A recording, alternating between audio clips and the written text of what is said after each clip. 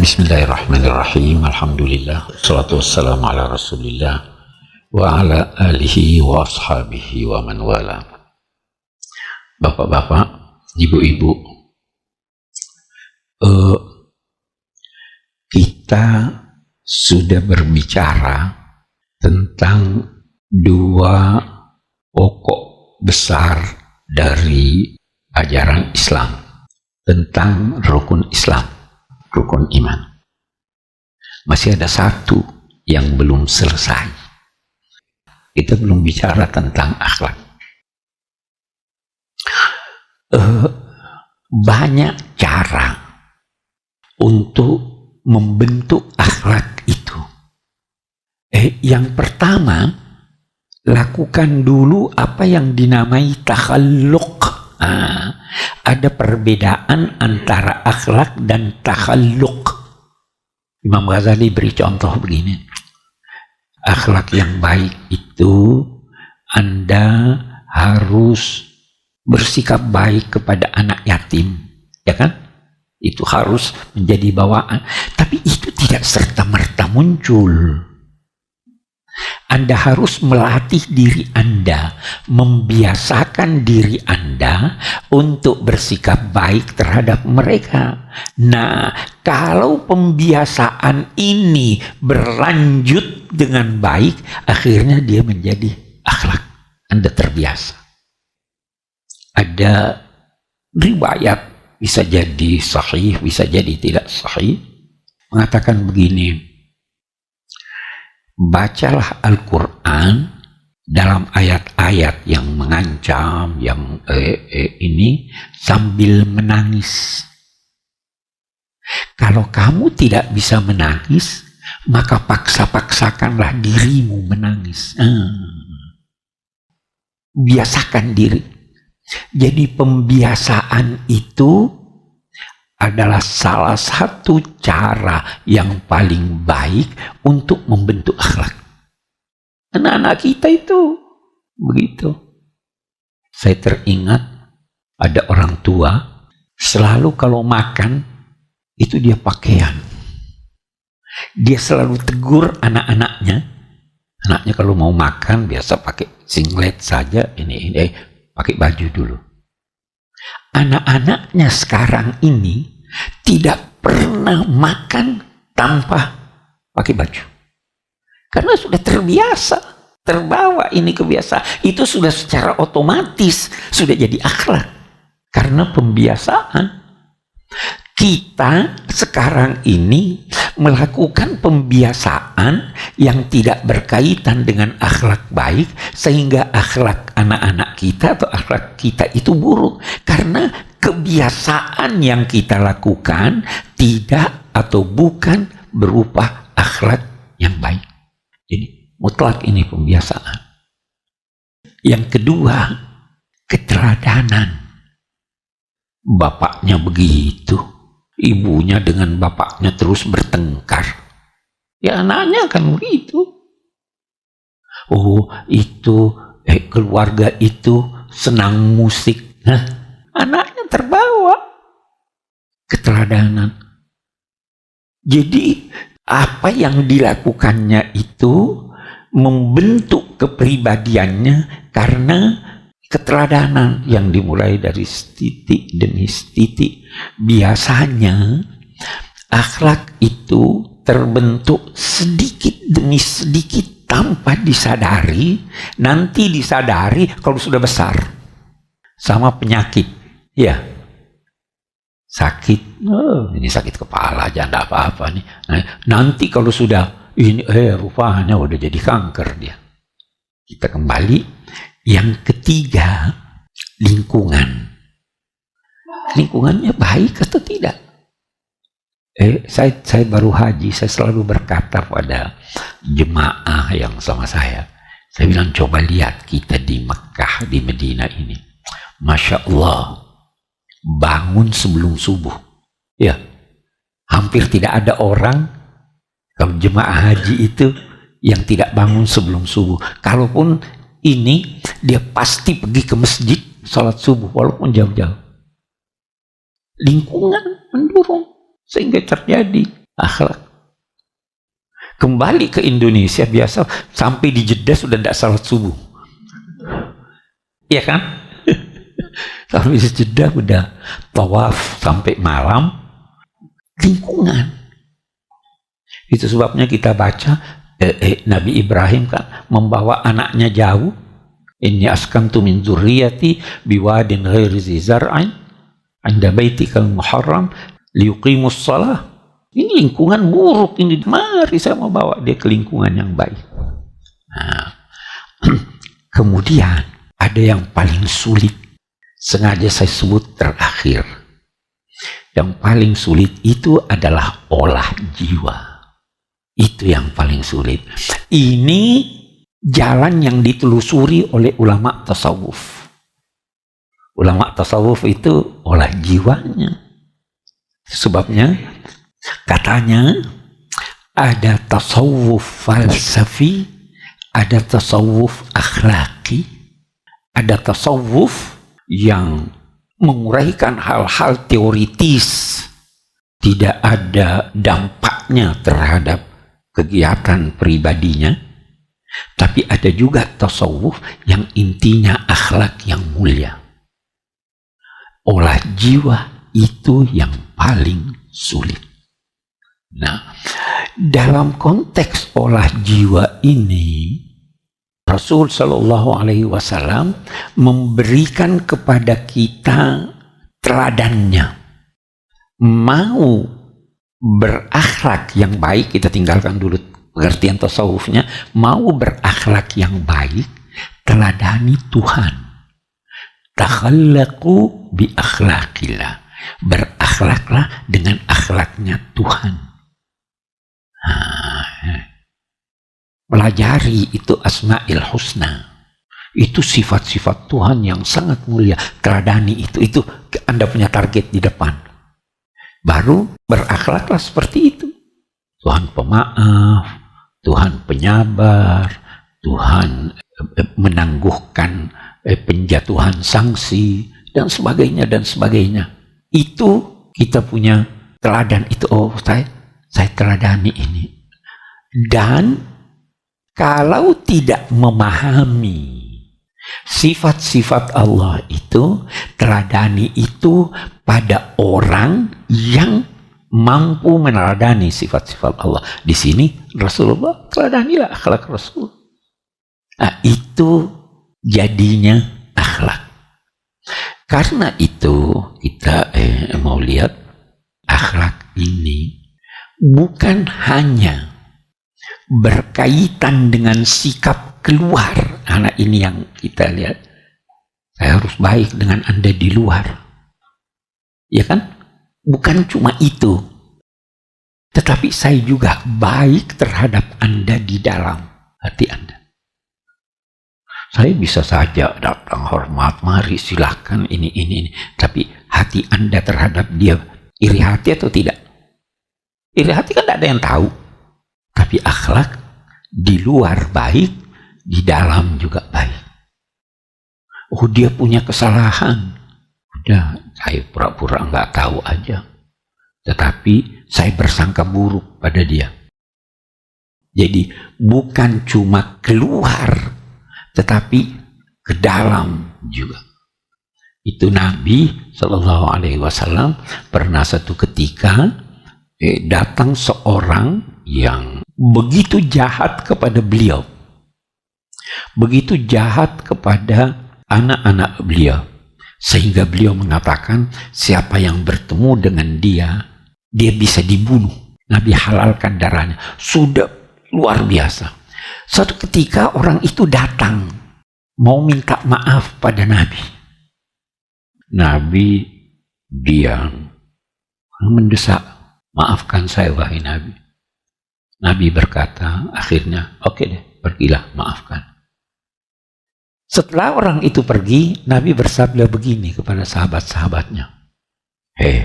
Tadi itu saya sengaja diam supaya ada salah seorang dari kamu memenggal lehernya. Sudah terlalu bejat orang itu. Terus kata sahabatnya, Hai Nabi, kenapa kamu tidak berikan kepada kami isyarat dengan matamu?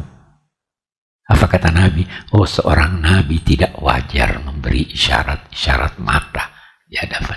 Coba lihat. Itu akhlak. Itu yang kita teladani, akhlak Nabi yang seperti itu. Kita tidak mau pura-pura di depan ini, tapi hati. Karena itu dalam ajaran agama kita tidak pernah disuruh membenci manusia. Kita disuruh membenci perbuatan buruk. Beda itu ya. Itu anaknya Nabi Nuh yang durhaka, Allah berfirman menyangkut dia, innahu amalun ghairu saleh. Dia itu melakukan pekerjaan yang tidak baik. Bukan dia itu orang jahat. Jadi yang kita tidak sukai itu perbuatannya, bukan sosoknya. Itu akhlak. Baik. Kita turun dulu sebelum kita naik ke tasawuf. Nabi Shallallahu Alaihi Wasallam dalam konteks membina akhlak antar sesama manusia ini, tahap pertamanya itu tidak memerintahkan kita untuk berbuat baik. Tahap pertamanya tidak. Yang beliau perintahkan jangan berbuat buruk. Tidak usah dulu berbaik sama dia.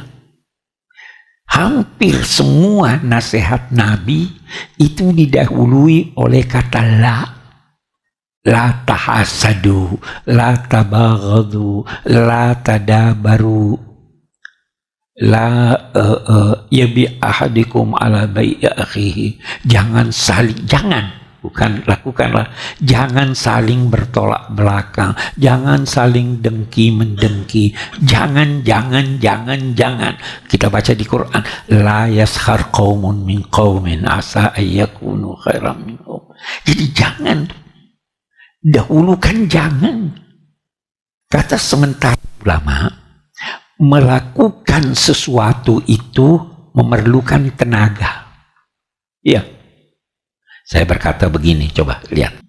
Ini ada air minum. Saya berkata, minumlah air itu. Saya perlu melakukan kegiatan, tangan saya perlu kemari, baru ambil atau tidak? Perlu ya? Bagus. Kalau saya berkata begini, jangan sentuh gelas itu. Perlu tenaga saya atau tidak? Tidak. Saya tidak sentuh. Mulai dulu dengan jangan. Jangan ganggu orang. Itu sebabnya dikatakan apa? Kalau Anda tidak bisa memberi orang, jangan ambil haknya. Kalau Anda tidak bisa muji orang, jangan maki dia. Kenapa mau maki? Jadi dimulai dengan jangan. Jangan. Belum lagi disuruh dulu sedekah sama dia. Belum lagi disuruh dulu rangkul dia. Pokoknya jangan. Itu langkah pertama untuk mewujudkan akhlak. Kita di syahadah juga kan begitu. La ilaha illallah. Kita menafikan dulu tidak ada Tuhan, baru kita tetapkan. Itu sebabnya dulu saya pernah katakan, menyingkirkan keburukan itu lebih dahulu daripada memakai hiasan. Dulu saya pernah beri contoh, mandi itu lebih baik daripada pakai parfum tanpa mandi. Ya kan? Mandi tanpa pakai parfum lebih baik daripada pakai parfum tanpa mandi. Jadi itu titik tolaknya. Akhlak itu titik tolaknya atau langkah pertama untuk memulai melakukan akhlak atau ihsan itu tadi. Kalau ihsan tadi, oh itu dia, saya beri dia. Tidak usah dulu sampai ke sana. Hindarkan dulu, duduk tenang aja. Jangan ganggu orang. Itu sebabnya dulu juga saya pernah terangkan di sini bahwa damai itu ada damai pasif, ada damai aktif. Kalau Anda naik bus, naik pesawat, duduk berdampingan dengan seseorang, Anda tidak saling sapa, damai itu? Damai enggak? Tapi itu damai pasif. Mau damai aktif, sapa dia, apa kabar Pak? Mau kemana nih? Oh, ini ada koran, silahkan dibaca. Ini lebih damai lagi. Tetapi jangan ganggu dia dulu. Itu yang melahirkan akhlak. Nah, karena itu kita kembali ke akhlak yang lebih tinggi lagi. Orang-orang tasawuf, tingkatnya yang pertama dalam konteks mencapai akhlak yang luhur atau meneladani Allah itu adalah ma'rifah, mengenal Allah terlebih dahulu. Dan cara mereka itu bermacam-macam tuh, tasawuf atau tarekat yang diajarkan kepada saya pribadi oleh guru-guru saya yang di Indonesia. Saya dulu di pesantren Malang, Habib Abdul Qadir Bilfaqih. Saya di Kairo, guru saya yang paling mempengaruhi saya, yang saya selalu bersama dia itu Syekh Abdul Halim Mahmud. Itu dia tidak ajarkan kita banyak wirid. Wiridnya sedikit sekali. Tetapi yang penting akhlak. Kamu berakhlak yang baik, itu cara menuju Allah. Itu pengetahuan tentang sifat-sifat Allah. Itu mutlak diketahui oleh pejalan menuju kepada Allah untuk mencapai tingkat ihsan. Nah, jadi kita kembali, banyak caranya. Setiap tarekat punya caranya tersendiri, tetapi yang nyata, kita tidak tahu yang tersembunyi ya. Yang nyata dari praktek Nabi itu adalah akhlak. Itu yang nyata. Agama ini mudah. Yang terpenting dari semua itu adalah akhlak. Nah, akhlak kepada Allah, akhlak kepada manusia. Akhlak itu, akhlak kepada Allah itu intinya menyadari bahwa dia baik. Nah, bisa tidak Anda melakukan terhadap manusia bahwa ini baik ini? Kalau Anda beranggapan, atau jangan jauh-jauh, dokter. Dokter, Anda pergi berobat pada dokter, Anda anggap dia baik ya. Dia suruh Anda minum pil pahit, mau enggak? Oh jahat nih dokter, dia kasih pil pahit. Anda terima. Anda bersangka baik pada dia. Bersangka baik pada Tuhan. Kenapa? Oh, saya kok kena musibah nih? Sangka baik atau tidak? Oh, saya kok diberi rezeki yang terbatas? Sangka baik atau tidak? Itu ada ulama-ulama tasawuf yang sampai-sampai sedemikian dalam sangka baiknya pada Tuhan sehingga dia menyerahkan segala sesuatu pada Tuhan. Ada satu orang, itu dalam kitab-kitab tasawuf, ada satu orang lagi tenggelam. Terus ada temannya bilang, saya nggak bisa bantu kamu, tunggu saya pergi panggil orang, bertahanlah. Dia bilang, tidak usah panggil orang, Tuhan nanti yang ini, apa yang diputuskan buat saya. Jadi dia sudah tawakalnya tanpa usaha. Kenapa? Karena dia sangka baik sama Tuhan. Nah, itu sebabnya juga dalam ajaran agama, salah satu yang paling penting dalam konteks hubungan dengan Allah adalah bersangka baik terhadap Allah. Itu juga nanti dalam konteks manusia, sangka baik sama manusia. Carikan pembenaran bagi apa yang dilakukannya. Itu akhlak yang baik. Oh itu dia saya ucapkan salam, dia tidak jawab salam saya. Dasar sombong. Ya kan? Bisa toh? Tapi kalau Anda bersangka baik, oh dia tidak lihat saya. Dia tidak dengar saya. Hal pertama yang ditanamkan oleh iblis kepada manusia adalah sangka buruk terhadap Tuhan. Itu hal pertama. Al-Quran Tuhan tidak melarang kamu memakan buah pohon itu kecuali karena Tuhan tidak mau kamu menjadi malaikat atau kamu kekal. Sangka buruk ditanamkan pada Tuhan. Sangka baiklah pada Tuhan. Itu terhadap baik Tuhan. Manusia juga sangka baik dulu terhadap manusia. Jangan bersangka buruk kecuali kalau sudah terbukti sedemikian banyak kelakuannya yang buruk. Itu pun jangan benci manusianya, tapi benci perbuatannya. Itu dasarnya akhlak, itu yang diajarkan oleh Nabi Sallallahu Alaihi Wasallam.